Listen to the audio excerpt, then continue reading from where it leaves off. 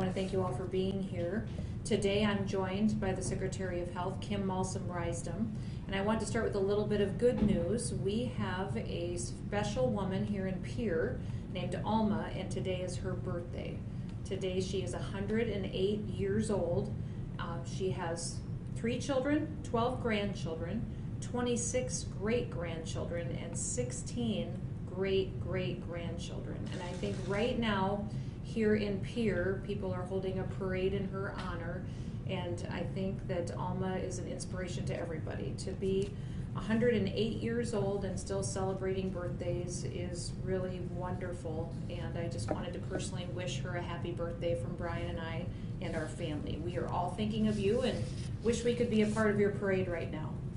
As businesses start back to normal, I'd like to ask the Secretary of Health, Kim Malsom-Rysdom, to come forward and give us an update on what the Department of Health is doing to work with these businesses on mitigation measures, and then what actions can be taken as well to take care of their employees while they're providing services to their customers. So with that, I'll turn it over to Kim. Thank you, Governor.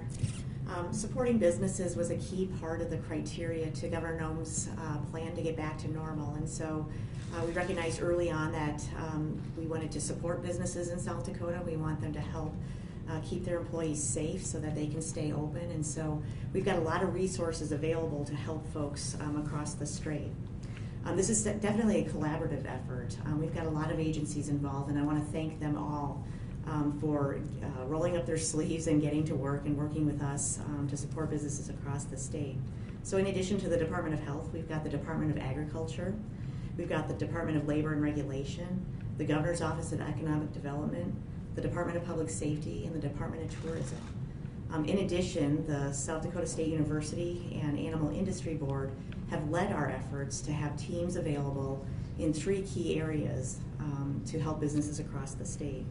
Those areas are food processing and animal industry, industry and business in general, and then food services, lodging, and campgrounds.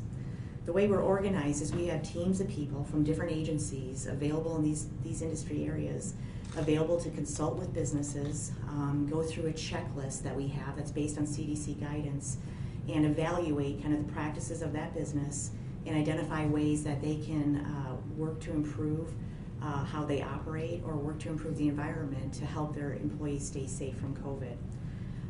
This can happen before there is a positive COVID case, or when we do identify a positive COVID case with an employer, we offer this as a service.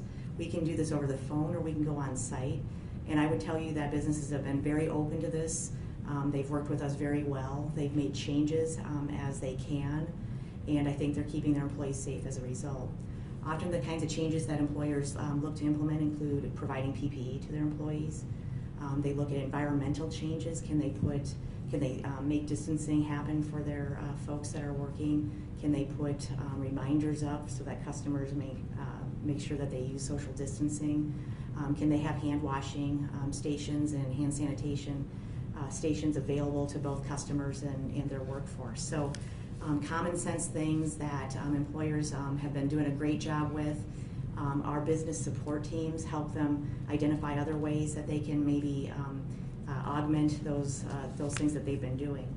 The other thing that we're offering is help with testing for our critical infrastructure businesses where we've seen positive cases. And so that's certainly something that we offered first with our Smithfield employees, helping them establish a baseline so that people could feel safe going back to work. And it's also something that we'll be working with other employers as needed so that their employees can be safe, that they can have that baseline, and that they can go back to work knowing that they will be COVID-free and continue to be safe there. So I can just really, again, give a kudos to our business community. People have stepped up. They are willing to do what they need to do to help play their part, and we're there to partner with them. And so want to continue to do that. And again, thank you to the partners. SDSU and the Animal Industry Board have been amazing, great to work with, and we appreciate that partnership so that we can continue to support businesses. We expect to have to do this for some time, and we're going to see places that we'll see a number of cases, and we're ready to partner and go in there and do what we can to minimize the spread of COVID in business situations and keep those employees safe. So thank you, Governor, for your support of this part of our response. this has been really key to us working on a lot of different things that help people across our state. And we are grateful to those partners that are helping us facilitate that kind of a response.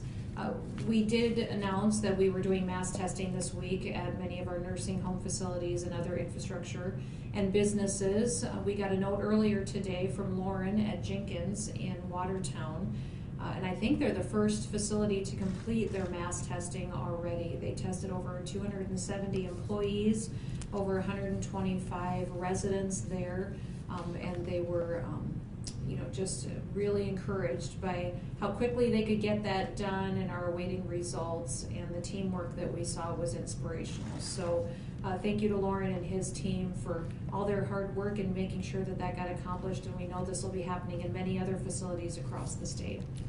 The last thing that I wanted to touch on today is a brief update on the situation with the tribal checkpoints. Despite weeks of attempts to start a conversation and to find a solution between me, Secretary Flute, and many others to resolve this matter informally, finding a solution that would respect tribal sovereignty, also state sovereignty and federal law, the tribes have continued to maintain these checkpoints on U.S. and state highways. So as you all remember, on May 8th, I sent a letter to the tribes, to Cheyenne River and to the Oglala Sioux, talking and asking and telling them to remove these checkpoints to be in compliance with the law. Following the refusal of Cheyenne River to remove those checkpoints, I asked the South Dakota Attorney General to order an investigation into these checkpoints. And that investigation, while it's still ongoing, has produced both affidavits and video recordings of these unlawful checkpoints that are in place. Today, I provided all of that material to the White House, to the Department of Justice, the Department of Interior, the congressional delegation, Senator Thune, Senator Rounds, Congressman Johnson, asking for their assistance in resolving this situation.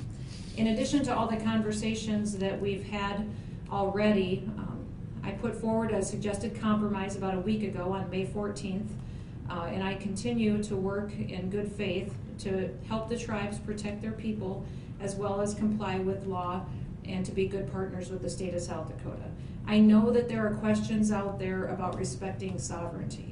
So I invite everybody to go to covid.sd.gov to review all the easements that are in place granting us the right to put these roads where they are.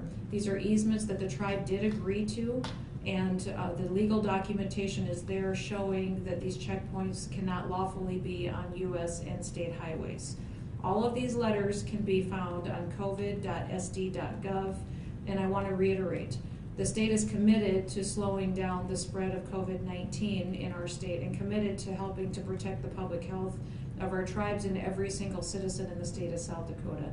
We will continue to focus on science, facts, and data and make sure that we're working together with everyone here in this state to protect our citizens. So with that, I will open it up to any questions that you may have.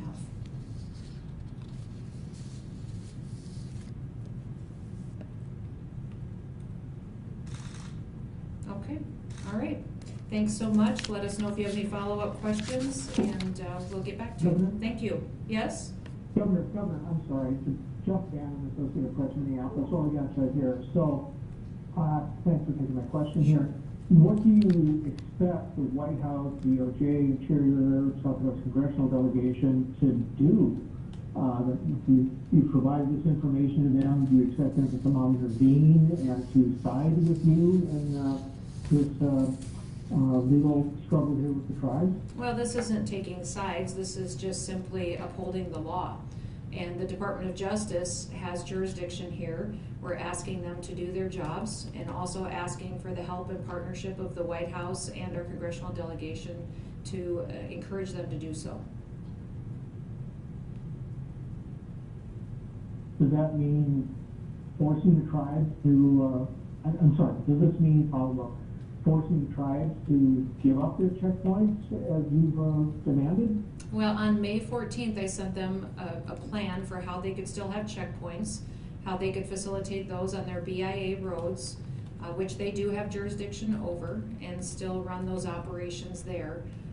but to remove them from the state and federal highways to ensure that we do have adequate traffic going through that area and making sure that we could get essential services to people that would need it on these reservations. So that compromise can be found on covid.sd.gov as well. It's a May 14th letter that we encouraged these tribes to consider that would still allow them to run checkpoints if they chose to do so.